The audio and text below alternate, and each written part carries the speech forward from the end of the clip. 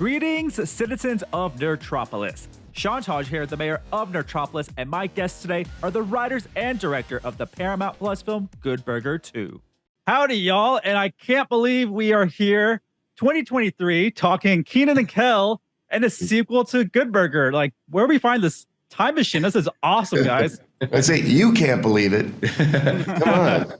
Yeah, I love the hoodie, the Nerdtropolis, but the Nickelodeon. That's great. Yeah, man. I had to represent. That is how I grew up in the 90s. So I definitely was excited when this was announced, super shocked as well. But it happened. Y'all made it happen. So Phil, the Good Burger sketch in the first movie played a big part in our childhood, all of us that grew up in the 90s. And now you're contributing to a fresh installment of this legacy, I guess. So how was the atmosphere on set when Kenan and Kel reunited the first time inside Good Burger? Oh, it was great, and they put the costume on, and then they got in the Burgermobile, which was sitting outside, and then they drove it round the restaurants, and everyone went crazy. I mean, you knew from that second it was going to be fun. Yeah, it was amazing. They were fully on board, fully as excited as you would be if about doing it. So it was a privilege. Yeah.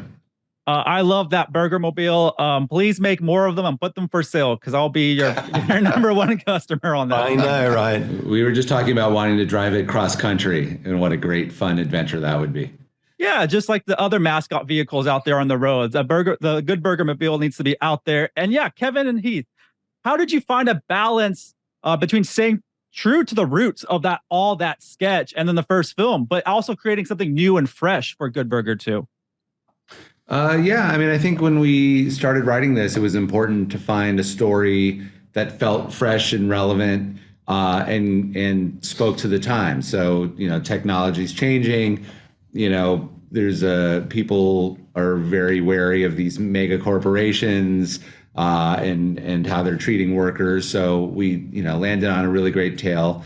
But it was also important to us to, have a lot in there that satisfied fans of the original film without alienating the new audience. So we knew we'd have a lot of Easter eggs in there. We did a draft where we kind of almost went back in and added, instead of this line, Kenan could say this, and it's same meaning, but now it's a reference to the Kenan and Kel show. And people will get it that were fans, and then people that weren't fans will just be laughing because he's Kenan and he's hilarious.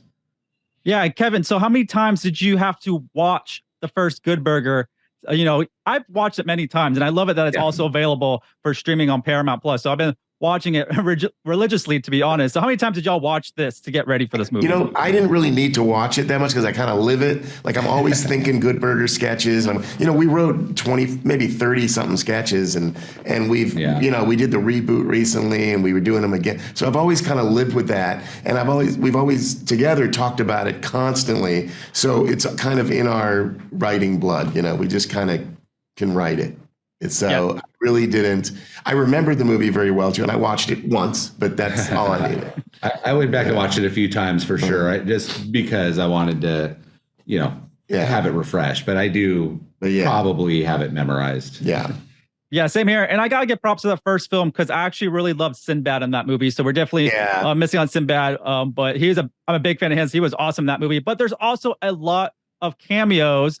And there's also the inclusion of Lil Rel as one of the main characters, though. So, Phil, what was it like to have Lil Rel on set every day? What did he bring to this movie? Well, first, Sinbad's in it. His voice is in it, at least. He's there's lots of Easter eggs in it like that. So I'm going to rewatch this now. I am mind blown right now that Sinbad's in it. I'm going to rewatch this. His voice is in it. Shall I tell you what he is? No, I'm going to rewatch it. I'm going to rewatch it. Okay, his voice is in it. Well, how about this? It's in the first third of the movie. Oh, yeah. We'll give you a little. Yeah, exactly. Oh, it was just all the people. We had Lil Rel, we had Jillian Bell, we had just Rel, Bell, Kel, all of the L's, and the list of cameos was huge. And the exciting thing was that they all knew their role in the movie. They understood the tone. They understood it was about Good Burger and not about them. So it just made it a very happy place to be on set because nobody wants to sort of in it for themselves. They were in it for the to be part of it.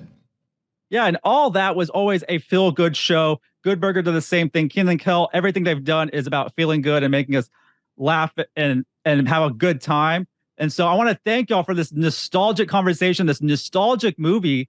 And I'm looking forward to that Good Burger 3 announcement. And we need the adventures of Ed and Ed 2 is all I have to say. Oh man, You might be onto something. I love that. I love that. I'm going to rewatch it as many times as I can because Paramount Plus rocks, and it's reliving my childhood every day with all the stuff on there. Excellent. Amazing. You're who we made the movie for. So. Well, I thank you. Appreciate y'all for your time. And like I said, looking forward to the next movie. Thank you. Wow. Hopefully sooner than 26 years. Yeah. Thank you. Once again, this is Sean Taj, the mayor of Nerdtropolis, and stay tuned for more movie news, reviews, interviews, and trailers.